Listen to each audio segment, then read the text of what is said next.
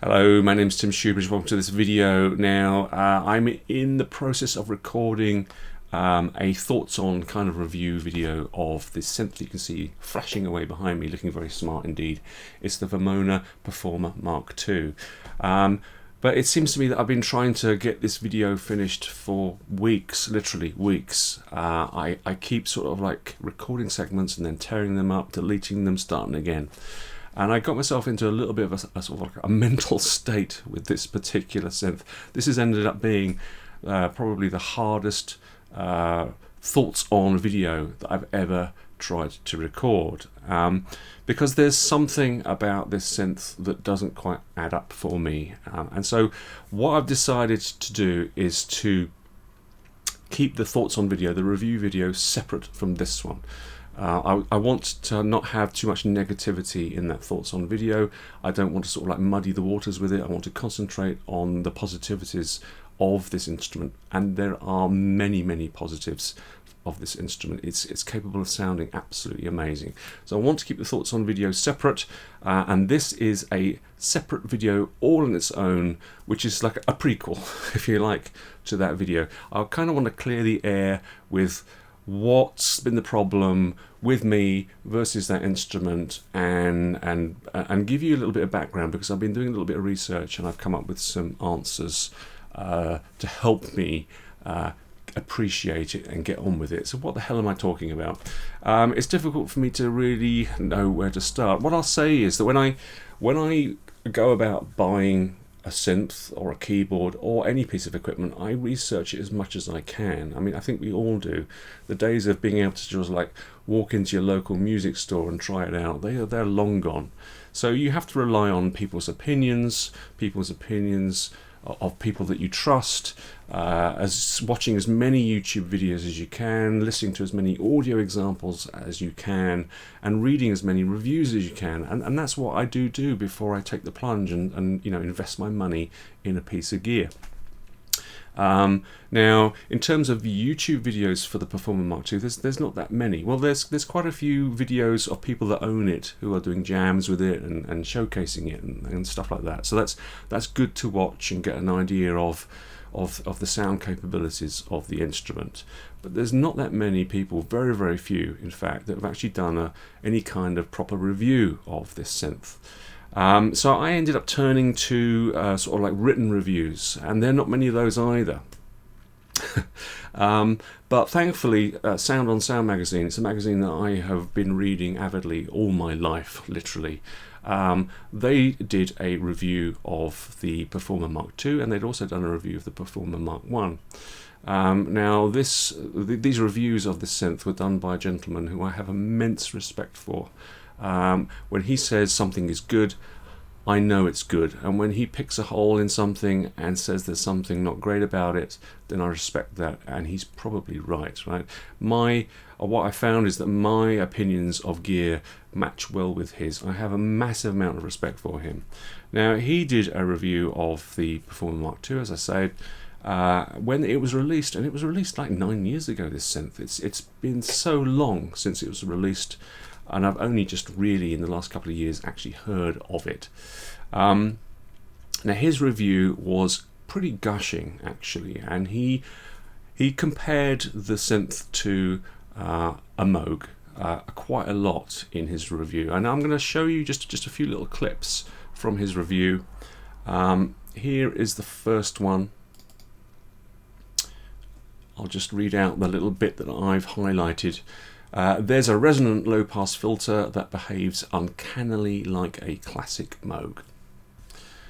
That's one little clip. Here's another one. This is, I think, from like the summing up section. The bit I've highlighted says, "I fell in love with the fat, creamy Moog-like tones." And what else have I got here? Here's a third one. This is a good one. This is from the same review of the Mark II from Sound on Sound. "If the weight of 4 distinctly Moogy low-pass filters is more than your speakers can bear, then blah blah blah blah blah." Right.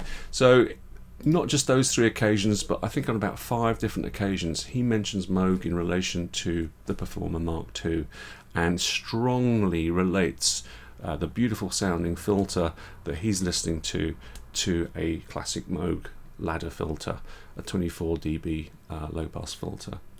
Now, he's not the only one that made that sort of like, correspondence between the Performer Mark II and Moog.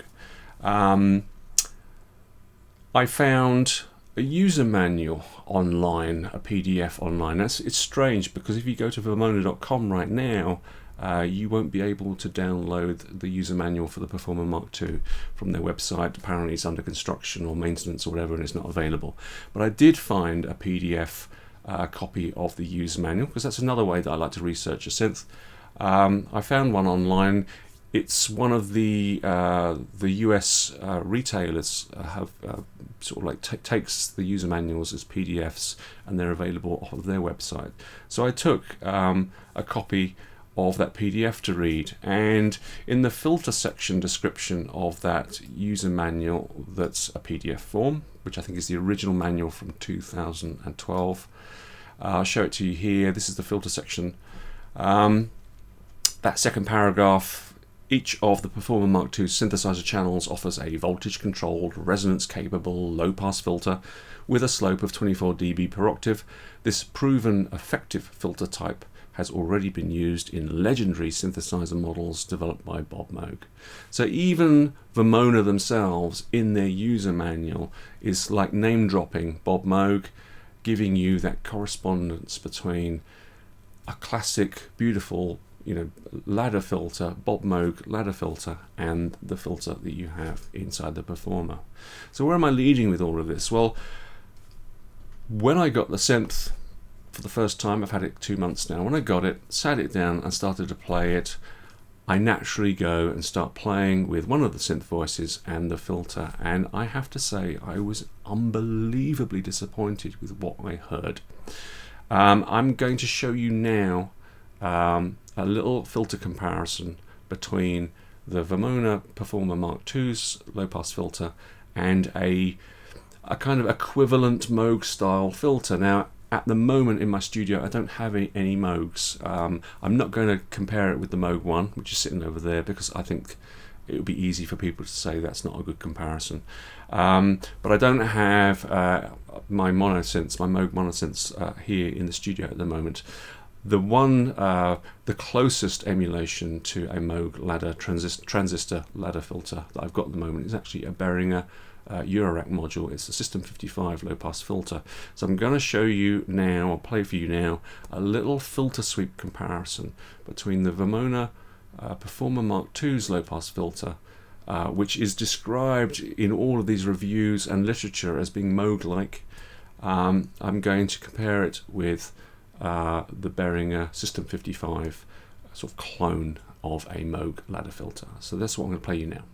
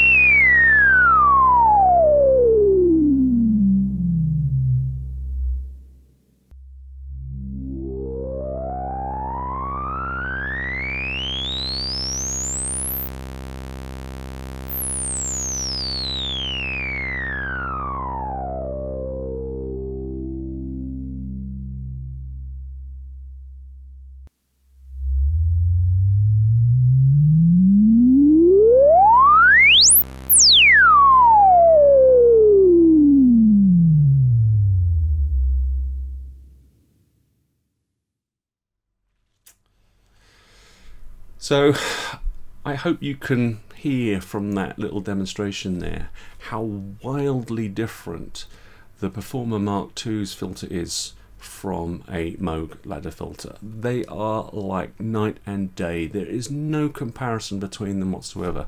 It is nothing like a Moog ladder filter. Now I guess if I hadn't done my research, if I hadn't read reviews, I mean, I've shown you clips from the Sound on Sound review. There are other websites with reviews that talk about the filter in really, really glowing terms. I'll show you just one more. Where is it? This one here. Greatsynthesizers.com. Hadn't heard of them before, but they've done a review of the Perfourmer Mark II back in 2012. Here's a little tiny snippet. They go into a lot of detail actually. The 24 dB low pass filter is of elite quality and just as we like it. Snappy sounds resulting from strong self oscillation at high filter resonance. Strong self oscillation. I hope you'll have noticed from my little filter sweep comparison there that there is no strong self oscillation at all from the Perfourmer Mark II. So this kind of got me a bit stuck with this instrument. I found that I couldn't really move forward with it. I was kind of blocked. I couldn't write any music with it. I didn't feel happy with it. I felt that there was something wrong. It's not just the one filter that I'm showing you with that filter sweep. They're all exactly the same. All four of them are exactly the same. So it's not a technical problem. There's not a bug with this synth. This is how this synth sounds. But no one else on the internet, on YouTube, has really sort of like picked out the filter and how the resonance response is really quite poor. It's very, very restrained. There's not much to it at all. But funnily enough, just yesterday, a gentleman by the name of Stimming, well, that's his YouTube channel name, he's a German reviewer of gear. I think he's a DJ or maybe a producer. I love his channel. I love his videos. He's got a little bit of humour that I don't have. He's got humour to his videos. He just coincidentally released a video yesterday, which is a kind of review of the Perfourmer Mark II. And it's interesting that in his review, he doesn't like the filter. And his Perfourmer sounds exactly the same as my Perfourmer, so I know that I don't have a problem with mine. I know that it's you know, that's how it sounds like. And he actually makes an interesting comment. He actually says in his video, he says, "Oh, I think it's a 12 dB filter, although I'm not sure." Something like that, he says. Which I found quite, you know, I chuckled when he said that, because he hasn't looked at the spec sheets. He's not into the technicalities of the synth, but he just hears the filter response and it sounds to him like 12 dB, and it kind of does. There's no real resonance there at all. So this whole thing got me in a bit of a pickle, mentally in a bit of a pickle. I did my review that I'm recording got a bit sour. I was a bit critical about it. I've deleted that. I'm not going with that. But I couldn't move forward with it, and I thought, well, do I review this synth or do I not? What the hell's going on? Anyway, I contacted Vermona, asked them if the filter design has actually changed at all in the years since it's been released, and I got a very nice reply from them, and basically the answer is yes. After the first, he says after the first few units. Actually, let me show it to you. Pop it up on the screen. Thanks for your inquiry. The resonance has been slightly modified after the first couple of units. On the first units, we had a kind of compensation for the level loss that is typical for higher resonance values. Basically what he's talking about is, you know, a classic ladder filter design, Moog ladder filter design. As you turn up the resonance, there is a loss in gain. There's a loss in volume overall. Certainly there's a loss in sort of like lower end gain. And it's very noticeable on a classic Moog ladder filter or a copy of a classic Moog ladder filter. And lots of manufacturers these days with modern recreations of those ladder filters will add some compensation in there, a compensation circuit. So as you start to turn up the resonance, they will actually boost the level that's going into the filter, maybe boost the bottom end, so that you don't get that sort of like really quite strong volume drop off. Now what he's talking about, our gentleman here from Vermona, is that in the original design, the one that was reviewed on Sound everywhere else, they had that compensation in there. But with that also the signal to noise ratio gets worse. That's why we removed the compensation. So what he's basically saying is that yes, they did. They revised the design of the filter very early on, probably in 2012. And so the synth that I have, and the synth that Stimming has, and probably the synth that you have, is this revised design. It's very much a non-Moog style of filter. I'll actually sort of like take that one step further. If I show you a screenshot of my user manual, the printed user manual that came with my Perfourmer Mark II, that little sentence about it being what was it? Proven effective filter type, already been used in legendary synthesizer models developed by Bob Moog. That actual sentence has been removed from the current day printed user manual. It's not in the manual at all. They've decided to remove any reference to Bob Moog whatsoever. And they've also added a line to the resonance section of the user manual, which says specifically, with increasing resonance, the volume decreases to avoid distortion. So they've actually revised the user manual as well as revising the filter design itself. So the issue really is, for me, is that I sort of like, based on people saying it is the best sounding synth on the planet, literally, based on reading about this wonderful, creamy, beautiful, buttery Moog style filter that it has, then receiving it, sitting it down and playing it, and finding that actually it hasn't got a creamy, smooth, beautiful sounding Moog style filter at all. It's got a very restrained filter. Kind of sort of like made me quite disappointed and negative about this instrument.